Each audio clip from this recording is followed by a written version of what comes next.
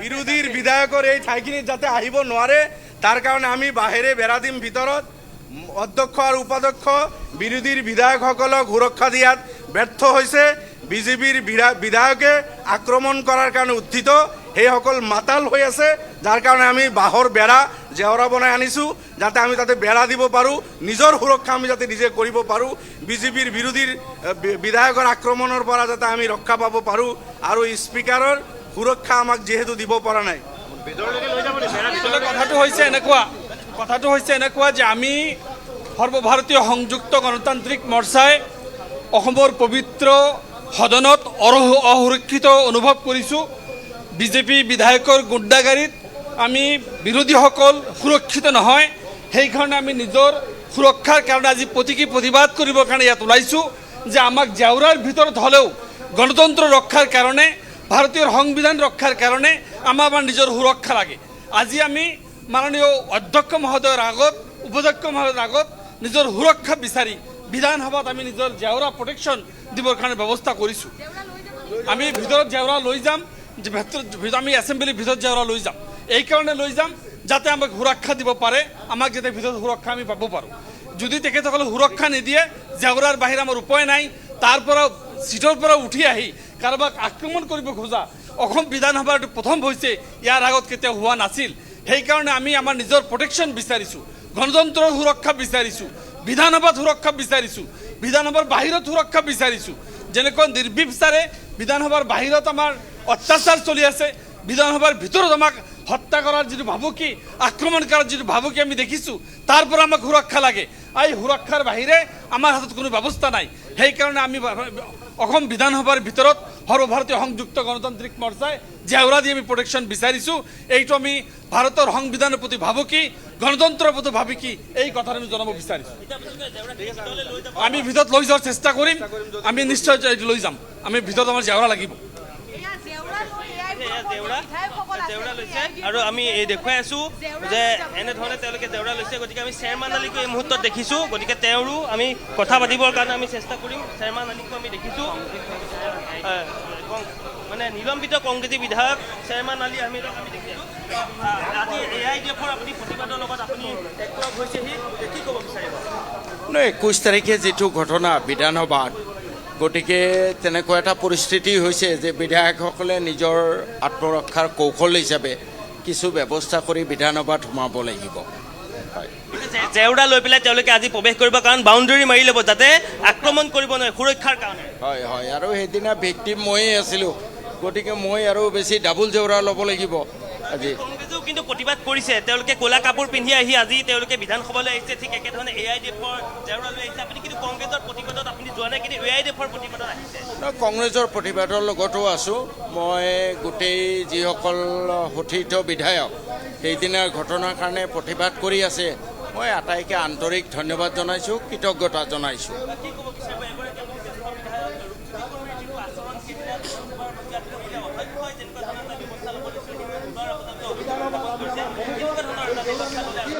আটাইতকৈ ডাঙৰ কথা হ'ল যে আমাৰ উপাধ্যক্ষ নুমল বমিন ডাঙৰীয়াৰ ভূমিকা অত্যন্ত দুৰ্ভাগ্যজনক। আমি ভাবোঁ তেওঁ আচলতে উপাধ্যক্ষৰ চকীৰ কাৰণে উপযুক্ত নহয়। অধ্যক্ষ বা উপাধ্যক্ষ নিৰ্বাচন হোৱাৰ লগে লগে তেওঁ ৰাজনৈতিক গণ্ডিৰ পৰা ওলাই আহিব লাগে। আজিকালিতো ওলাই অহাৰ নজিৰ নায়েই, কিন্তু মিনিমাম নিউট্ৰেলিটি যি সময়ত অখিল গগৈ বা আমি মুখখন মেলিলেই ছাছপেণ্ড কৰে, সেই সময়ত ৰূপজ্যোতি কুৰ্মীয়ে ইমান অভদ্ৰামী কৰাৰ পিছতো তেওঁক এবাৰ ছাছপেণ্ড পৰ্যন্ত নকৰিলে। নিয়মমতে গোটেই বছৰটোৰ কাৰণে তেওঁক ছাছপেণ্ড কৰিব লাগিছিলে। গোটেই বছৰটোৰ কাৰণে নিলম্বন কৰিলেও কম হ'ব। যে 26 চনৰ বিধানসভাৰ নেক্সট বিধানসভাৰ আগলৈ যিমান অধিৱেশন হ'ব, সকলো অধিৱেশনৰ পৰা তেওঁক আচলতে অপসাৰিত কৰিব লাগে। আমি আগুৱাই যাব লাগিব, আমি বিধানসভাৰ মজিয়ালৈ যাব লাগিব। আজি বিৰোধীৰ বিধায়কসকল শাসকীয় বিধায়কৰ সন্মুখত নিৰাপত্তাহীনতাত ভুগিছোঁ। অলপতে আপোনালোকে দেখিছে বিৰোধীৰ বিধায়কক বিজেপি দলৰ বিধায়ক ৰূপজ্যোতি কুৰ্মীয়ে যি ধৰণে শৌচালয় আক্ৰমণ কৰিবলৈ গৈছিল তাৰ পৰা আমি বাচিব লাগিব। এই সদনত আমাৰ নিৰাপত্তা নাই। অধ্যক্ষ ডাঙৰীয়া উপাধ্যক্ষ ডাঙৰীয়া নিজৰ চকীৰ পৰা আমাক নিৰাপত্তা দিব নোৱাৰে। যিজনে আমাক আক্ৰমণ কৰিবলৈ আহে তেওঁক সদনৰ পৰা বহিষ্কাৰ নতুবা নিলম্বন পৰ্যন্ত কৰিব নোৱাৰে। তেনেকুৱা এটা সময়ত অন্ততঃ আমি বাচিব লাগিব। আমি জনপক্ষ ৰাখিবলৈ ইয়ালৈ আহিছোঁ।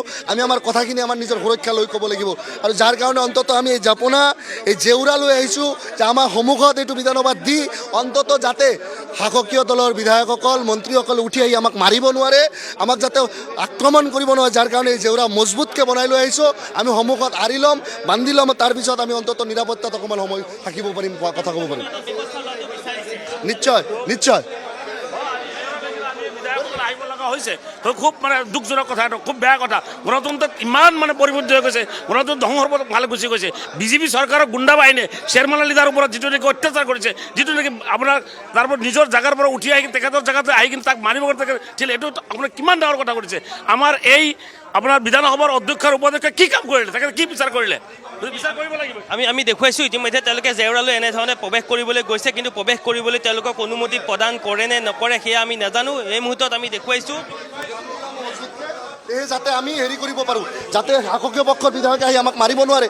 আমি প্ৰতিজন বিৰোধীৰ বিধায়কক সুৰক্ষা বিচাৰোঁ। আমি জনপক্ষ ৰাখিবলৈ আহিছোঁ। আমি চৰকাৰৰ বিপক্ষে কথা কমে আৰু সেই সময়ত যদি আমাক বাধা সৃষ্টি কৰিব বিচাৰে তেনেহ'লে আমিতো আমাৰ এটা নিৰাপত্তা লাগিব। আজি অধ্যক্ষ উপাধ্যক্ষই আমাক নিৰাপত্তা দিবলৈ ব্যৰ্থ হৈছে। আমি এই সময়ত আমি আৰু কৰাৰ কোনো বিকল্প নাই। এইটোৱে আমাৰ শেষ পন্থা। আমি বিচাৰিছোঁ যে আমাক ভিতৰত যাব দিব লাগে, আমাক কোনো এই ক্ষেত্ৰত বাধা আৰোপ কৰিব নালাগে। আৰু এছেম্বলি আৰম্ভ হৈ গৈছে, সময় একদম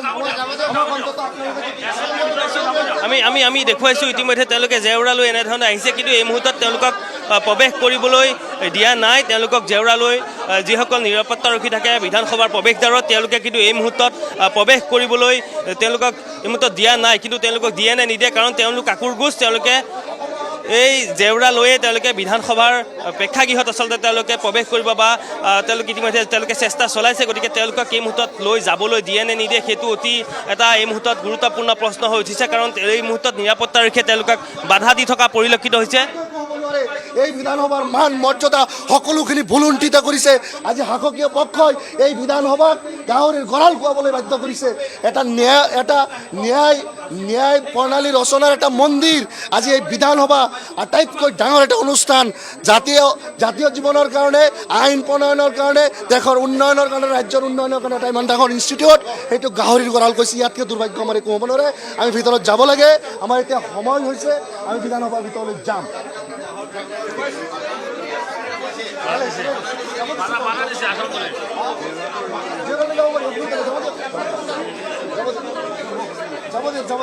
আপুনি অফিচাৰৰ মাতক।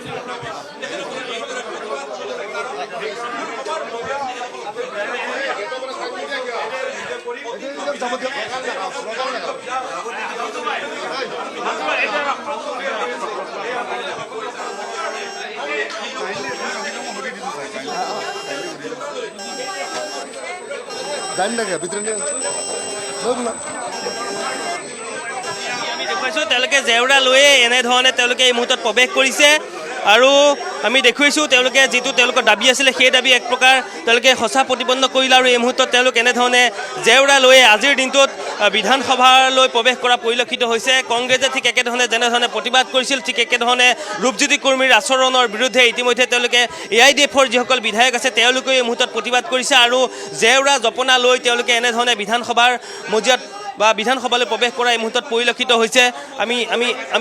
আমি দেখুৱাই আছোঁ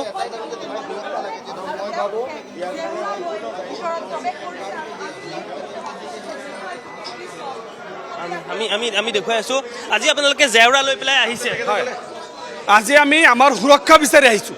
এতিয়া আমাক ৰখাই দিছে ইয়াত, কিন্তু আমাৰ উপায় নাই।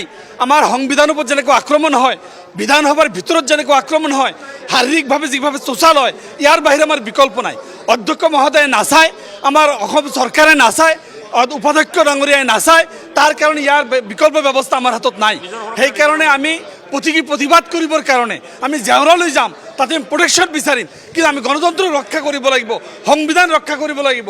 ৰাইজে আমাক নিৰ্বাচন কৰি পঠাইছে, ৰাইজৰ প্ৰতিনিধি হিচাপে আমাক সুৰক্ষা লাগে। সেইকাৰণে আমি আজি জেওৰালৈ ভিতৰত প্ৰৱেশ কৰিবৰ কাৰণে চেষ্টা কৰিছোঁ, যাতে আমি আমাৰ নিজৰ সুৰক্ষাটো তাত দিব পাৰোঁ।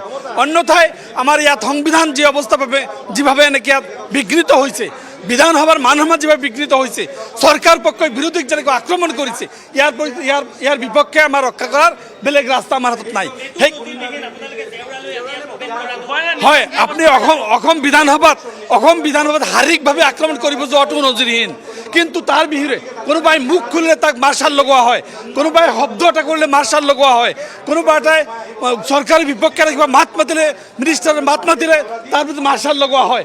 কিন্তু শাৰীৰিকভাৱে আক্ৰমণ কৰাৰ বিৰুদ্ধে কিয় মাৰ্চাল লগোৱা নহ'ল, কিয় ব্যৱস্থা লোৱা নহ'ল? অধ্যক্ষৰ চিটত বহি কিয় ইমান পক্ষপাতিত্ব, কিহৰ কাৰণে পক্ষপাতিত্ব হ'ব? এই পক্ষপাতিত্ব গণতন্ত্ৰ বিৰোধী, সংবিধান বিৰোধী।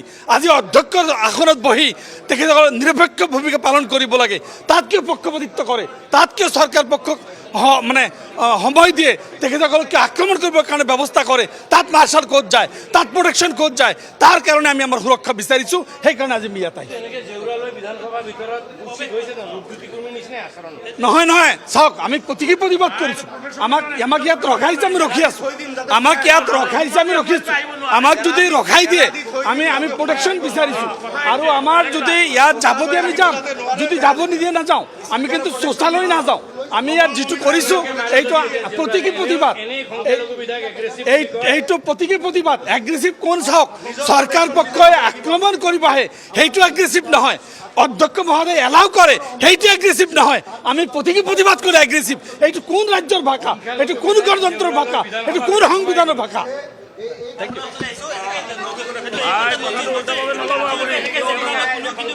কোনোদিন হোৱা নাই, কিন্তু এনেকুৱা ঘটনা কোনোদিন ঘটা নাই। আপোনালোকে দেখিছে বিধানসভাত শাসক পক্ষৰ বিধায়ক বিৰোধীক মাৰিবলৈ কোনোদিন অহা নাই, এনেকুৱা শৌচালয় অহা নাই, মাইক ভাঙিবলৈ অহা নাই। এইবাৰ আমি দেখিছোঁ শাসক পক্ষৰ বিধায়ক, বিজেপিৰ বিধায়ক বিৰোধীক মাৰিবলৈ আহে। গতিকে আমি ৰাস্তাটো বন্ধ কৰিম, বাহিৰৰ বেৰা দি ৰাস্তাটো বন্ধ কৰি দি আমি আমাৰ কাৰ্যসূচীত অংশগ্ৰহণ কৰিম, নিজৰ প্ৰটেকশ্যন যাতে নিজে কৰিব পাৰোঁ। যিহেতু স্পীকাৰ আমাক প্ৰটেকশ্যন দিয়া নাই, বিশেষভাৱে ডেপুটি স্পীকাৰ সেইজন গুণ্ডা বিধায়কৰ পক্ষ লৈছে। গতিকে দুৰ্ভাগ্য অসম বিধানসভাৰ কাৰণে ডেপুটি স্পীকাৰ মমিন ডাঙৰীয়া সেইজন বিধায়কৰ পক্ষ লৈছে। আজিও যদি আকৌ তেনেকুৱা কৰে, আজি আকৌ খেদি আহিব, মাৰি আহিব। গতিকে বাহিৰে বেৰা দি দিলে, ৰাস্তা বন্ধ কৰি দিলে আৰু কাম খতম। তেখেতসকলৰ তাত থাকক, আমি আমাৰ তাত থাকি কাৰ্যসূচী কৰিম। Thank you. জ্ঞাপন কৰিছোঁ। আৰু এই ধৰণে তেওঁলোকে প্ৰতিবাদ সাব্যস্ত কৰিবলৈ জেওৰালৈ প্ৰৱেশ কৰিছিলে, কিন্তু নিৰাপত্তাৰক্ষীয়ে এই মুহূৰ্তত তেওঁলোকক জেওৰা ল'বলৈ নিদিলে, আৰু যাৰ কাৰণে ইতিমধ্যে বিধায়কসকল তেওঁলোকে প্ৰৱেশ কৰিবৰ কাৰণে আগবাঢ়ি গৈছে।